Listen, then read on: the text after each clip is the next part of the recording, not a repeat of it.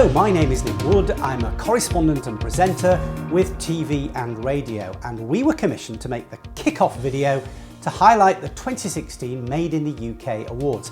We thought it would be a great idea to go back and speak to some of the previous year's winners, and we were so impressed with your story and success at Hotter Shoes that we came along to your manufacturing plant. Now I want to show you a brief extract of that video, which includes an interview with your operations director Robert Perkins and some of the sponsors of the 2016 awards.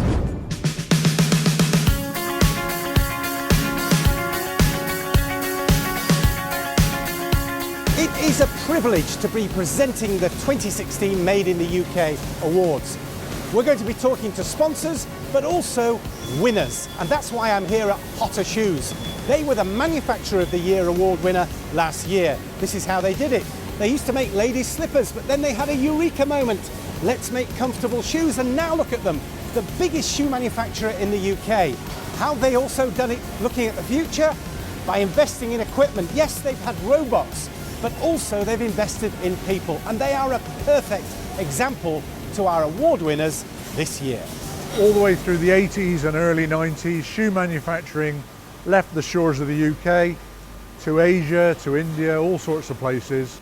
This factory had a will to live, and that's what we set out to achieve.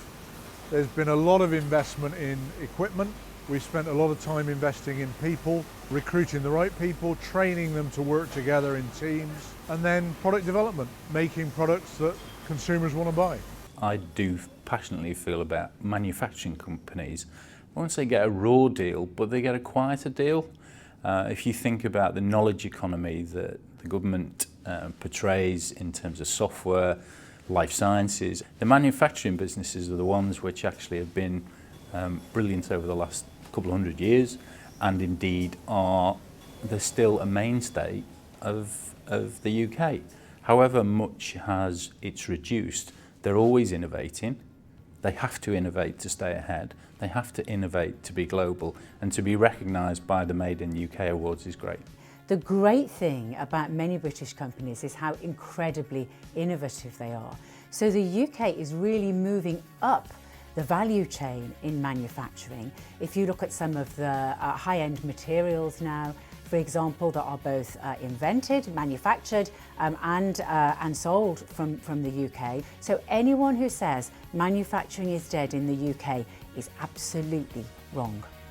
Obviously, because of the time allowed in the video, we could only show short extracts of each company that were winners in 2015, but we were so interested in your story and inspired by what you were doing at Hotter Shoes that we thought it would be good for you to hear more from our interview with Robert Perkins. So the kind of investments we've made are sums of money that require years of payback. They can't be made lightly. I think the business has to be very clear about its long-term commitment to manufacturing. For us, it's a point of difference. We are making volume shoes, premium shoes.